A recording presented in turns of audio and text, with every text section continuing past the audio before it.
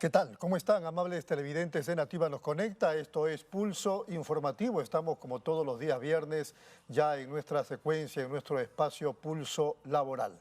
Vamos a conversar ahora con Ricardo Yeseque Saralafos. Él ha sido ministro del Ambiente, especialista en temas ambientales, pero teníamos un tema particular que tratar con él, que lo vamos a hacer por supuesto en los siguientes minutos, es aquello de las obras que deben ejecutarse a propósito del fenómeno del Niño. Pero previamente, aprovechando de sus investigaciones, vamos a preguntarle al exministro del Ambiente qué es esto del fenómeno del Niño, el fenómeno costero, ¿no es verdad? El fenómeno del niño global, la niña, etcétera, etcétera, que nos tiene abrumados a todos.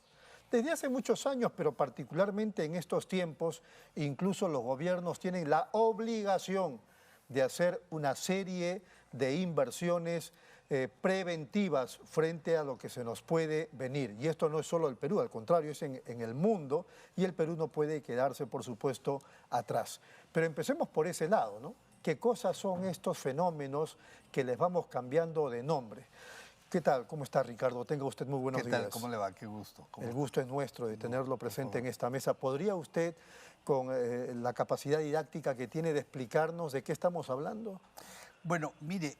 Y la pregunta es, sí, disculpe que lo interrumpa, porque en la televisión, en los periódicos, en la radio, incluso en las redes sociales, no terminan de explicarse qué cosas son estos temas. es correcto.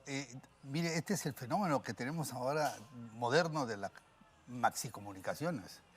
Y yo les llamo así porque en realidad, si escarbas un poquito debajo, nadie sabe bien exactamente de qué está hablando. Y entonces eso me pone muy frustrante, porque lo lógico es que teniendo tantos medios de comunicación, por lo menos salga alguien a explicar qué es, de qué se trata, cómo se funciona, se puede prevenir, no se puede prevenir, se sabe, con cuánto tiempo de anticipación se sabe, por qué nos pasa a nosotros. Este año se ha juntado el calentamiento global, el tifón, el no sé cuántos, y encima el niño, y el niño costero, y ahora el niño global. Y ¿sabe qué? Tenemos casi un año y medio dando vueltas a esto y no va a terminar hasta marzo o junio. Sí. Entonces, yo creo que esto es responsabilidad de los que transmiten estas... pero también tal vez un poco de falta de ganas de saber de muchos comunicadores. Porque en realidad... Un mínimo de curiosidad, ¿verdad? Un mínimo de curiosidad. ¿Y usted podría explicarnos y explicárselo a los televidentes de manera didáctica? Ojalá que sea bien didáctico. Yo he traído 2 o 3 paginitas que contienen algo de esta información. ¿Dónde la podemos poner? A ver si la cámara nos ayuda. Ahí está. ¿Allá? Ahí está. ¿Así? Con David. Muy bien, vamos a ponerlo así. Ahí. Ahí se ve bien, perfecto. Muy bien. Bueno, aquí tenemos, esto es el fenómeno del niño, y dice condiciones normales. ¿Qué significa condiciones normales? Significa que vamos a tener de esta forma. Acá tenemos una circulación. Este es el Océano Pacífico. Es gigante el Océano Pacífico. Aquí están las costas de Perú y aquí están las costas de Australia. Ajá. Entonces, ¿qué sucede? Que durante las épocas normales, cuando no hay niño, Saque la mano. hay un viento alisio. Los vientos alisios son vientos que vienen del este al oeste, permanentemente. Y mucha gente, astrofísicos, etcétera, geólogos, lo explican como en la Tierra da vueltas de oeste a este. Y entonces este viento es lo que vamos sintiendo como viento porque nos estamos moviendo con rotación de la Tierra. Nosotros estamos en la Tierra y sentimos que el viento es el que se mueve. Muy bien. Estos vientos, entonces, siempre están dando vueltas por encima del mar. ¿De dónde? De Sudamérica hacia la zona de Australia y Indonesia.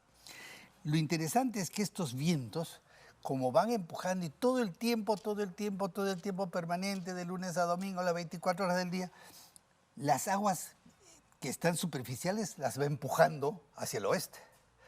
Y como va empujando las aguas hacia el oeste, entonces en el oeste la altura del mar sube hasta casi 1 metro. Y además toda la parte caliente de la superficie, porque el sol da todo el día sobre el Océano Pacífico, esa temperatura y todo se acumula, por eso se ve a este lado de la izquierda caliente, rojo. Y en el litoral peruano, chileno, ecuatoriano, va quedando un mar fresco, un mar frío. Adicionalmente, en la costa occidental, donde está Perú y Chile, hay una fosa que se llama Fosa Perú-Chile. Esa fosa tiene entre 4 y 8 mil metros de profundidad. ¿Qué forma la fosa? Es cuando choca la placa de Nazca con la placa del continente. Y entonces hay una subducción. Eso produce que hayan aguas muy frías. ¿Cuál es la contrapartida? Hay dos contrapartidas, una positiva y una no tanto. La primera consecuencia es que es un mar riquísimo en cantidad y en diversidad de todos los productos ictobiológicos. Y digamos, la parte no tan positiva es que como el mar es muy frío, sí, en forma permanente, entre Perú y Chile, en Chile aparece el desierto de Atacama, que es el desierto más seco del mundo, que va desde el norte de Santiago hasta el sur de Ica. Y en el Perú sigue el desierto costero y después el desierto de Sechura. ¿Por qué hay tanto desierto? ¿Por qué no llueve? Estamos en los sitios tropicales. Porque el mar es muy frío. Razones estrictamente de la conformación de cómo ha sido esto. Entonces, siendo esta la condición normal, vamos a mirar qué pasa cuando se aparece un niño. Cuando aparece el niño, aparece lo siguiente. Los vientos alisios se debilitan. Entonces ya no empujan las aguas superficiales calientes hacia el oeste, sino que se van quedando a lo largo de la costa de Ecuador y Perú. Pero además es una cantidad grande que se queda, la parte caliente se queda desde Australia hasta acá. Entonces, esa parte caliente tiene este ciclo de circulación. Este ciclo de circulación, porque ahora viene de esta forma, al revés, porque ya no soplan los vientos alisios. Entonces, pensamos, los vientos alisios son vientos normales que afectan prácticamente a todo el mundo. Cuando se debilitan, aparece el niño. ¿Por qué? Porque ya no se llevan las aguas calientes. Un dato que es muy importante. Otro dato importante es que en el Perú hay lluvia. Y uno dice, ¿pero de dónde sale la lluvia si el mar es muy frío? Viene de la selva. En la selva tropical, la selva amazónica, recibe mucho calor, recibe mucha lluvia y recibe mucha humedad. ¿De dónde? De lo que se evapora del mar Atlántico. Entonces, estos vientos alisios empujan estas nubes hasta las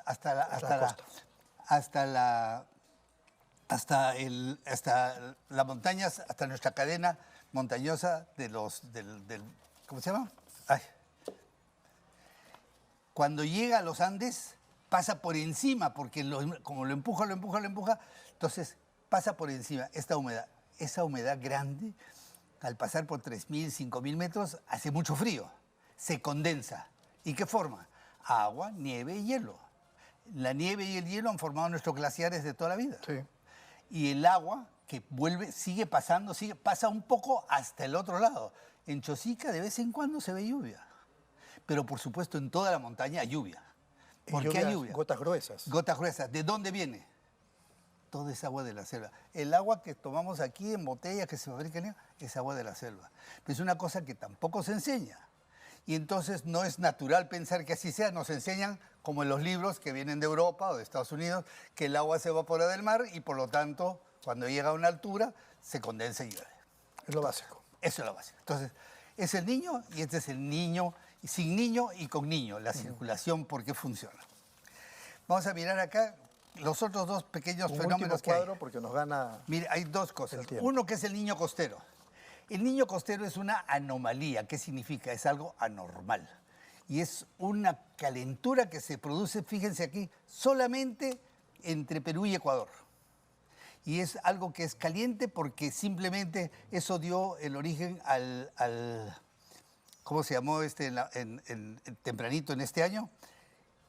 Pero esto, ¿qué significa? Significa que el resto del mar está frío, porque los vientos alisios siguen funcionando. ¿Ok? Este es entonces... Hablaron del tifón Yaku. Ese tifón Yaku. ¿Ya? El Yaku es por esto. Por este niño costero. Y luego está el niño global, que es el niño normal. El niño normal es cuando no hay vientos alisios que empujan las aguas calientes para allá. Entonces, todo el océano... mantiene. Todo el océano está caliente. ¿Afecta solo a Perú? No, afecta a Estados Unidos, al hemisferio norte, a California, afecta a un montón de otros sitios de forma global. Es muy importante esto porque uno tiene que saber que ahí tenemos el niño y solamente déjeme explicarle la niña. Aquí tenemos, efectivamente, estamos aquí en... Está al revés, ahora sí. Este es el niño que lo miramos, que está en el mar caliente, el mar Pacífico, y llega justamente hasta las costas de Ecuador y Perú. Pero en la parte de abajo vemos la niña, que es que el viento alisio es el doble o el triple de fuerte que normalmente. ¿Y qué significa? Significa que todo el Océano Pacífico es mucho más frío. Como es más frío, entonces en las costas de Perú no va a llover. Pero en la parte de adentro posiblemente sí va a llover. ¿Por qué? Porque los vientos alisios traen la lluvia del Amazonas y la traen en cantidades más grandes. Entonces, muchos de estos temas los vemos, los sufrimos, algunas veces los gozamos, pero no los conocemos. No los conocemos. Esto está, usted lo puede buscar, busque el niño, la gente no tiene la curiosidad muy afinada, porque resulta que está en el internet, está en la inteligencia artificial. ¿Se puede predecir, digamos, los daños que en realidad, ocasionar? Lo que podemos es saber con anticipación que este año va a haber un niño. Pero no sabemos de qué magnitud. A medida que va avanzando, nos vamos dando cuenta que, está más caliente que siempre. Hay una serie de fenómenos que se van detectando. Esas evaluaciones permiten Esas evaluaciones se diagnosticar. Hacen porque hay sensores, además, a lo largo de todo el Pacífico y los satélites y toda la cosa. Entonces uno puede tomar la temperatura del mar casi en cualquier momento. Y uno va haciendo ese seguimiento y en base a lo que pasó antes, podemos saber lo que probablemente pase. Probablemente pase. Por eso decían primero un niño fuerte, después dijeron moderado, ahora estoy escuchando débil. Exactamente, porque nadie se atreve a decir va a ser así. No es posible, no funciona así. Las cosas meteorológicas, etcétera, tienen una altísima dispersión de cada cosa cuando funciona porque depende de muchos parámetros. Pero igual los países del mundo tienen que prevenir frente a por supuesto. ¿Cómo estamos en el Perú? Porque yo escuchaba que dinero sí había, pero gestión no. A ver, yo le voy a contestar así. El Contralor sacó hace unos 5 o 6 meses, un informe donde decía que él estaba detectando que se han perdido algo así como 60.000 millones de soles, que han salido de caja en los últimos 8 o 10 años, pero no hay ninguna contrapartida de cosas hechas. O sea, corrupción. Entonces, no es solo un tema de ineficiencia y ineficacia, es ineficiencia y ineficacia por corrupción. ¿De quién? De todos, desde los ministerios hasta los municipios distritales. No se salva nadie aquí. No se salva nadie. Entonces, ese es un problema que no se puede resolver con física, con geología o con astronomía. Ellos te van a decir cuál es el riesgo. Y el riesgo de lo que puede pasar si no tomas acciones, ya lo hemos visto. El niño costero del 2017 nos enseñó que sin ser lo más grave que hemos recibido, ha sido terrible. Entonces, pero hay otro tema.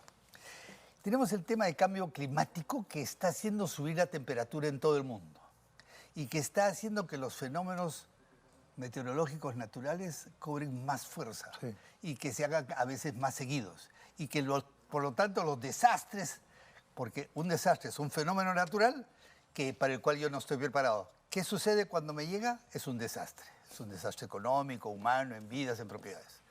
Entonces, el desastre nunca es natural. El fenómeno es natural. Y el resultado es si estoy bien preparado. El desastre es responsabilidad de la gente. Exacto, del gestor. Fíjese, en junio de este año, la presidenta de la República, acompañada de todo su gabinete ministerial, anunciaba una inversión de 1.446 millones de soles con el ánimo de prevenir frente a este tema del niño, ¿verdad? Que en ese momento eran más o menos unos 401 millones de dólares y 362 millones de euros. Pero lo concreto es que en el análisis que se hace, en las evaluaciones que se hace, el dinero sí ha estado, pero la gestión no se ha dado fundamentalmente en el ámbito de las regiones y los municipios. Y habría que preguntar, ¿están todavía esos 400 y pico millones? Ahí viene el tema de la corrupción que usted menciona. Que lo mejor es paralizar todo y se va diluyendo y después aparecen adendas o cualquier cosa y ya. Entonces, a mí me tiene muy preocupado eso porque, mire, el Perú debería tomar acciones de un sistema que se llama vamos a adecuarnos al cambio climático. ¿Qué pasa? Están empezando a cambiar. Ya cambió el ciclo de lluvias en muchas partes de la sierra. Y la gente no sabe. Y tiene que conseguirse algunos sembríos que sean más resistentes al estrés hídrico. No se hace porque hay que poner plata. Entonces, la agricultura familiar está en un ajocho terrible. Porque además de la crisis, además de que el Perú está casi en default, tenemos el problema de que el cambio climático no va a cejar. Ya lo que empezó va a seguir. Y entonces estamos en problemas. El tema del lago Titicaca es un tema que con la añadidura del Niño y con la añadidura del tifón, etcétera, y el cambio climático están haciendo que, como hay más calor dentro de la atmósfera, se evapora más agua. Y al evaporarse más agua, ¿qué sucede? Que cuando llueve, llueve muchísimo más fuerte, ¿no? Entonces, esto sí es conocido. Y la adaptación al cambio climático es una urgencia, necesidad y obligación de todos los países. Sobre eso, pues. Hace rato y en forma permanente. Sobre eso. En forma permanente, cosa que el niño no es sino un poquito más. ¿Me entiende? O sea, yo tengo que aprender a manejar en carretera sinuosa, en carretera de... Allí, por ejemplo, ¿qué hay que hacer? ¿Capacitarlos? El gobierno tiene que tomar primero las cosas por su nombre, tiene que instruirse. Pregúntele a cualquiera de los congresistas o a cualquiera del gobierno, ¿qué sabe de cambio climático? ¿Qué sabe? ¿Es importante? ¿No es importante? ¿Hay que meterlo en la política nacional? Sí, señor, tiene que estar en la política nacional, regional, municipal, distrital. Tiene que estar, porque vamos a convivir con ello para siempre. No es que lo borramos un día y en mi tiempo no había, ya que me importa. No es así. Se caen los puentes, llueve de una manera diferente en la Amazonía, empieza el niño a hacer algo más frecuente y también algo más fuerte, o cuando aparecen lluvias y huracanes terribles. Pero se supone que para eso debe haber un monitoreo, y a partir de ese monitoreo se ve hacia dónde... Pero debe estar metido como parte de sus preocupaciones fundamentales, del presidente, de los ministros y de todo el Congreso y de los alcaldes. Tiene que estar metido en su cabeza. No es algo que es un sector, no señor. Es algo que me afecta a mí, a mi mamá, a mi suegra y a mi gente con la que estoy trabajando y a mi sector. Perfecto. ¿Sí? Nos tenemos que ir. Una reflexión final, por favor. Creo que hay que tomar al toro por las astas, hay que instruirse, hay que prepararse y creo que el tema del cambio climático debe ser inscrito ya con letras de fuego, así como se habla de agua, de saneamiento, de carreteras, de escuelas, de educación. Cambio climático. Si no lo metes en cada una de las actividades, estamos listos. Ha sido muy amable, Ricardo. Muchas gracias. Por favor, encantado. Ha sido Ricardo Guiseque Sara Lafoz, que estuvo aquí en Pulso Informativo, en Pulso Laboral, dándonos algunos detalles de lo que significa este problema del fenómeno del niño. Vamos a la pausa, regresamos.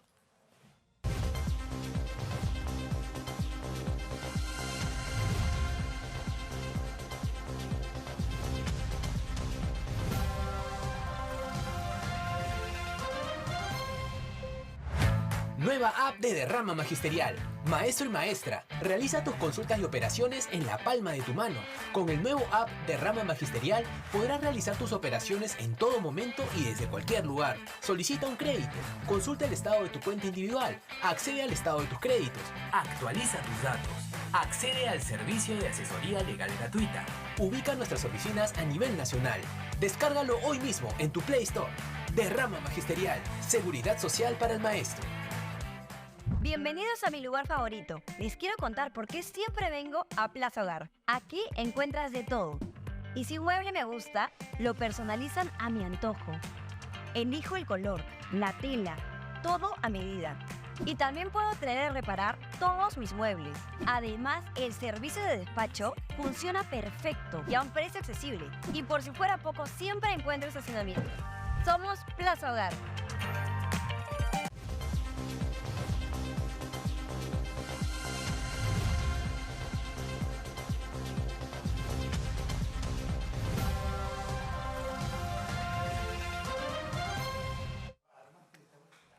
Muy bien, seguimos aquí en Activa Nos Conecta, esto es Pulso Informativo. Vamos a conversar ahora en Pulso Laboral con Jeremías Escalante, secretario de Organización de la Federación de Trabajadores en Construcción Civil del Perú.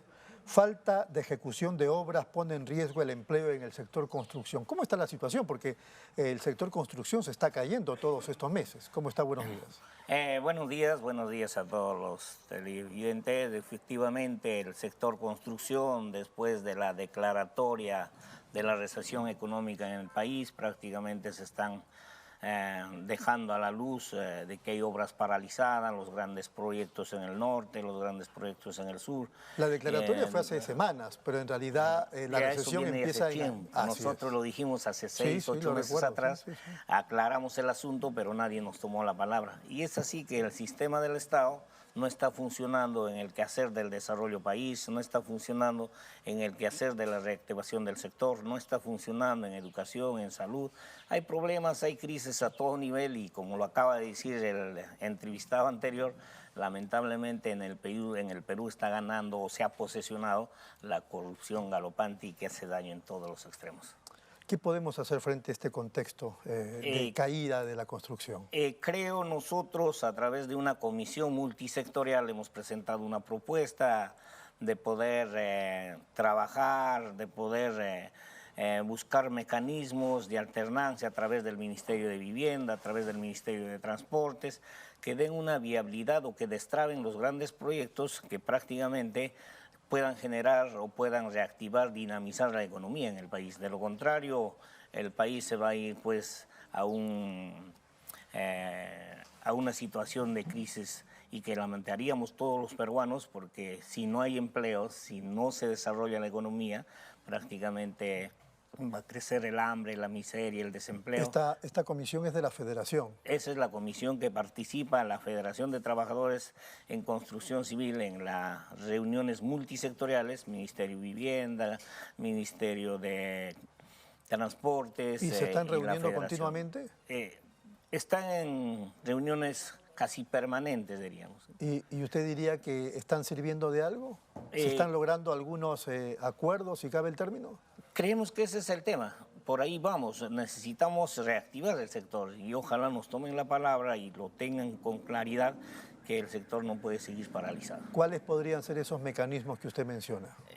Una de ellas es inyectar los recursos a los gobiernos locales, a los gobiernos regionales. Otro es que los gobiernos locales regionales deben de tener la capacidad de gasto, no puede haber una inoperancia. Si le damos 1 millón no pueden gastar 100.000, entonces los 900.000 no pueden devolver a las arcas del Estado. ¿Por qué ocurre eso? ¿Por qué sucede eso? Uno es porque hay mucho entrampamiento en los marcos normativos. Muchos candados. Muchos candados en el proceso de adjudicación de las obras, muchos candados en el proceso de la designación del comité de adjudicación. Claro, se preocupan porque si no pueden terminar presos. Exacto, y mucha traba con estos hechos de la corrupción, pero sin embargo también le sacan la vuelta a las normas legales. Igual.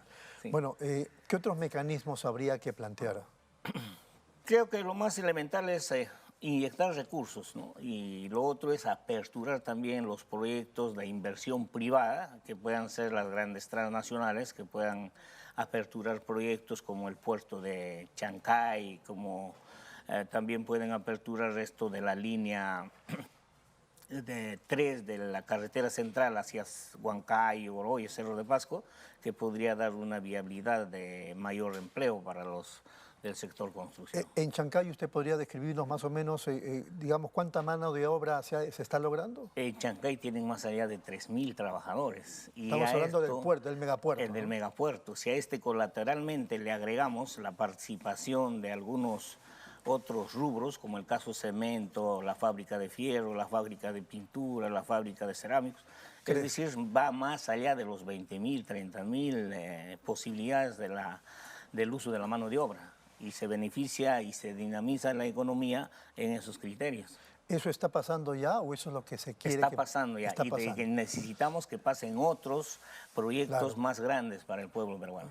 20.000 mano de obra, 20.000 personas. A 30.000, es decir, que representan a 20 o 30.000 familias. Exacto, ¿no? Y eso es bueno cuando se quiere dinamizar la economía en el país. Y por ejemplo, ahí en Chancay, en el megapuerto y también en esos otros sectores, cemento, ladrillo, etcétera, ¿cómo se está tratando en el aspecto laboral a las personas? Digamos, ¿hay explotación? ¿Se está cumpliendo con los estándares internacionales respecto del tema laboral? Lamentablemente percibo, es una percepción que tenemos nosotros los peruanos, las transnacionales chinas no entienden los marcos normativos peruanos y por eso es que en algún momento vulneran derechos laborales. En algún Pero momento... para eso se supone que está el Estado. Exacto. ¿No? Y Oye, el Estado debe ser esto lo un estás ente... vulnerando, esto no va así. Exacto. Y no se hace eso No hay. porque siempre y llanamente ellos miran la inversión Estado a Estado o gobierno a gobierno, pero no se dan cuenta de la vulneración de los Claro. derechos laborales. No se dan cuenta o no les importa que la empresa pisotee los derechos laborales. Ah, sí, y lo que es mucho más grave, en el Perú estamos volviendo, creo, a las décadas del 40, 50, a trabajar más allá de 12 horas, pero sin reconocer algunos beneficios. Ahora, y yo eso le es digo, preocupante. lo que siempre suelo decir, o sea, no es culpa de la empresa, que quizá lo hace pues, en su ánimo lucrativo, sino de un Estado que no defiende al sector laboral. No regula, el Y es Estado su no papel, marca. es su obligación. Es su obligación, definitivamente. Bueno, el megapuerto, después usted mencionó también... La carretera central, que van a hacerlo en 4 vías. ¿Pero está estancada o no? Está paralizada, no hay esa posibilidad de la adjudicación de la obra y deberían de reactivar también. y de ahí, si se reactivara, ¿de cuánta mano de obra estamos hablando en promedio? Estamos hablando de un promedio también de 10.000 a 5.000 trabajadores, ¿no? Que eso generaría la economía, dinamizaría la economía para el beneficio del sector construcción y del pueblo peruano. Muy bien, el megapuerto, la carretera central, ¿qué más? Asimismo también esperamos que se pueda dar luz verde a Magis 3, en la cual los proyectos de irrigación deberían de darse prioridad, como lo dijo también, para prevenir ciertos aspectos de la prevención de alimentación y no caer en la crisis alimentaria en nuestro país. Lucho Villanueva decía el otro día, el problema de la falta de empleo en el ámbito de la construcción no es falta de dinero, sino de incapacidad del gobierno para usar ese dinero.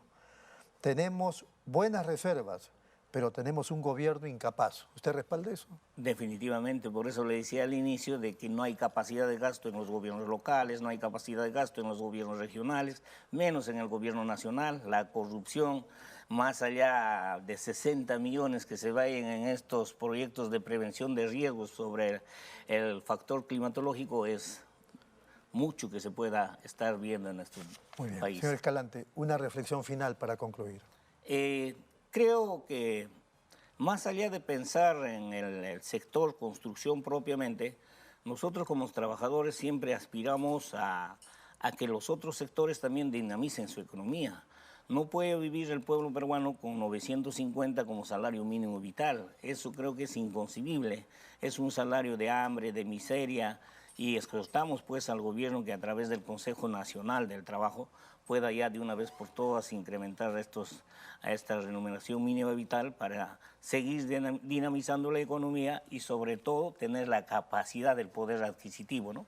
Porque se está perdiendo la capacidad del poder. Crece el precio de los alimentos, sí, crece el precio de la electrificación, crece el precio del agua, crece todo, pero no crecen los salarios. Y eso nos preocupa y ojalá el Estado, los que están en los ministerios puedan tomarnos las palabras y ojalá puedan darle mayor impulso a esto. Muy bien, muy amable, ha sido muy gentil. Muchas gracias. Muchas gracias. Ha sido Jeremías Escalante, secretario de Organización de la Federación de Trabajadores en Construcción Civil del Perú.